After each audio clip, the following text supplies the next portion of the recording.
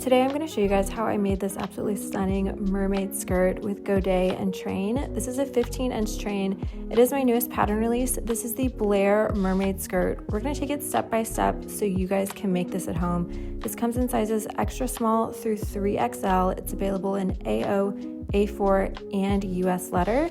Once you go ahead and download that, the link is in my bio to purchase. You'll put together your pattern. Let me know if you guys have any questions, and let's get started on the tutorial. Now I've already got all of my pattern pieces cut out, and we're starting with the front skirt piece with my main fabric. You can see I'm on the back of the fabric. I have my darts marked. I know that's a little hard to see, but you want to make sure all of your darts are marked. Once I have those marked, I'm going to fold those in on themselves and pin them into place. You're going to have 2 darts on your front piece and then 1 dart on each back piece. And then you'll repeat those exact same steps for your lining. So total, you're going to be sewing 8 darts. But you can see I'm just folding those in on themselves so the right sides of the fabric are facing, pinning into place, and then I'll go and I'll sew those down for both of my darts.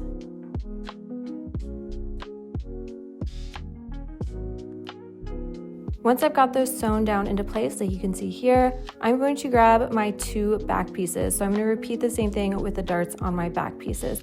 Again, I'm just going to fold these in on each other so that the right sides of the fabric are facing, and I'm going to pin into place. And then once I have both sides pinned into place, I'll take this over to my sewing machine and just sew up those darts.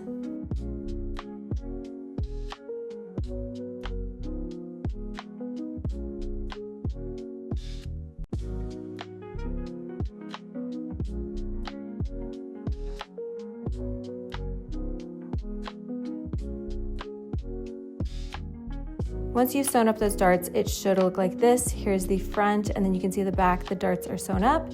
Now we're just going to take our front skirt piece, that's the piece I have underneath, and we're gonna take each of our back pieces and align those to the right side. So you'll see the hip curves will match up, as well as your bottom mermaids will match up, and we're gonna do that with right sides facing. We'll do that for both of our back pieces. Once I've got my sides lined up, I'm going to pin all of those in place, and then we're actually going to sew all the way from the top to the very, very bottom where the mermaid skirt ends. Once that's done, I'm going to trim off my seam allowance. Now I'm using sequins, so I'm choosing to trim my seam allowance instead of press it flat. If you prefer to press your seam allowance flat, you can do that, or you can trim it. Just whatever removes a lot of that bulk. Just remember, we're trimming this all the way from the top to the bottom of that mermaid skirt.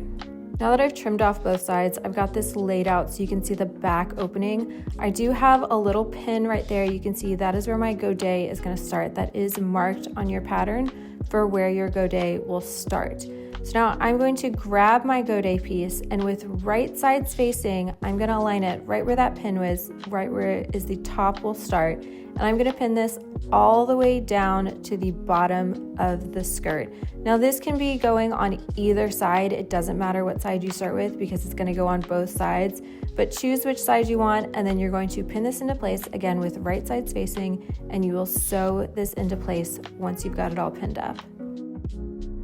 Once that's all sewn up, again, we are just going to trim off our seam allowance, or you can give it a nice press.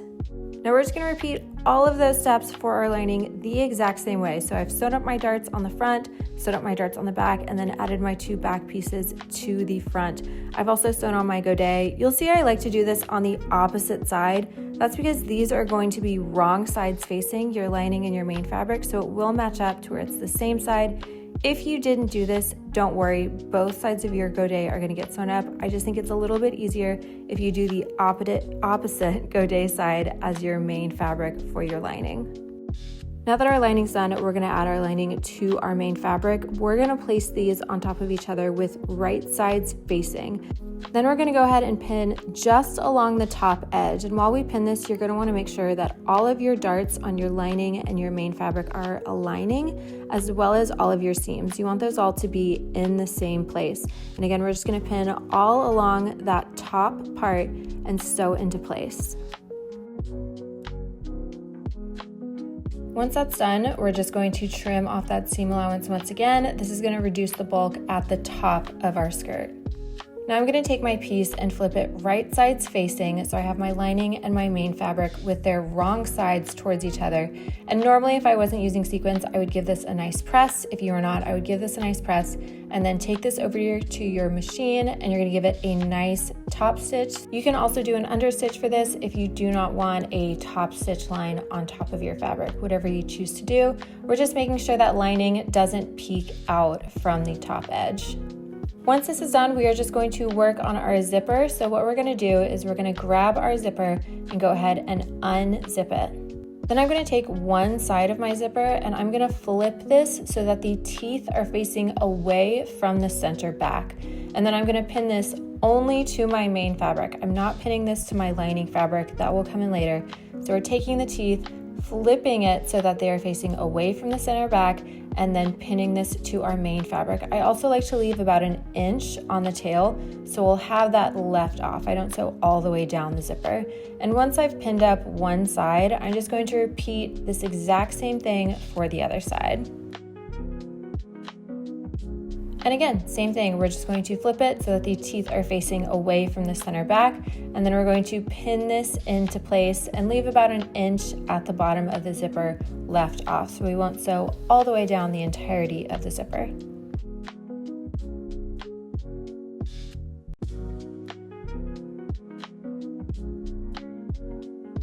Make sure you switch to a zipper foot on your sewing machine, and we will sew that zipper down into place. Now we're going to sew that lining into the zipper. So this is outside up above my skirt.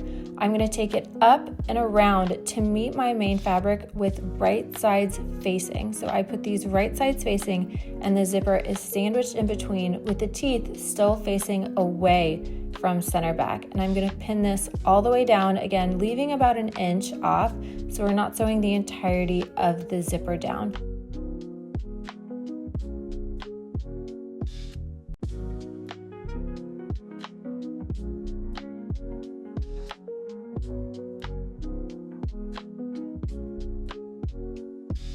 Once one side's done, we're going to do the exact same thing for the opposite side. So we're going to pull out our lining and we're going to take it around so that it is right sides facing to our main fabric, sandwiching our zipper in between with the teeth still facing away from center back. And then I will pin that all the way down, leaving about an inch off of the zipper.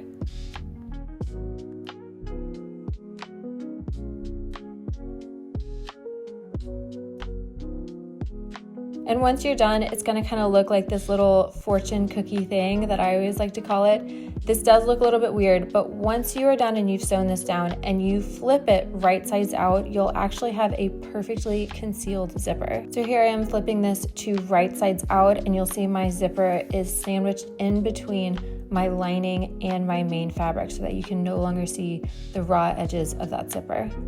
Before you move on, make sure you give your zipper a test run just to make sure everything is looking how you want it to.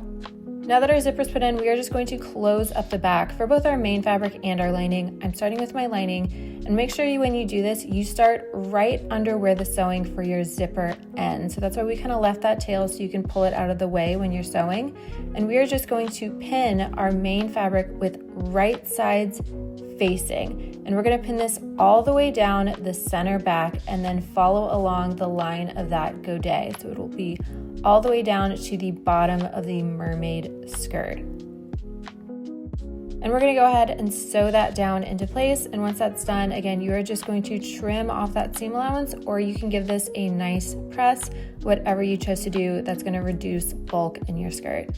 Then we're going to flip this to the other side, and we're going to do the exact same thing for our lining. So I'm pinning right up underneath my zipper all the way down to the bottom of our mermaid skirt. And once I've done sewing this, just like I did with my main fabric, I am going to trim off the seam allowance to make sure we reduce that bulk. So we are essentially just repeating the exact same step that we've already done. Once you've finished repeating that step for your lining, we're going to take everything and flip it right sides out, and we have reached your very, very last step, and that is just to do a rolled hem. Now we're going to do this separately, so we'll do a rolled hem for both your main fabric and your lining fabric. and I'm going to show you guys how I do that. I just like to take it to my sewing machine and flip this over twice. That way you're concealing all of your raw edges and doing a nice rolled hem. Again, you'll repeat this for both your lining and your main fabric. And that hem is your very last step. I hope you guys enjoy your new custom made skirt. Please let me know if you guys have any questions. I really hope you guys enjoy this sewing pattern and you enjoyed making whatever you made custom for yourself. Follow along if you guys want to see the next pattern release.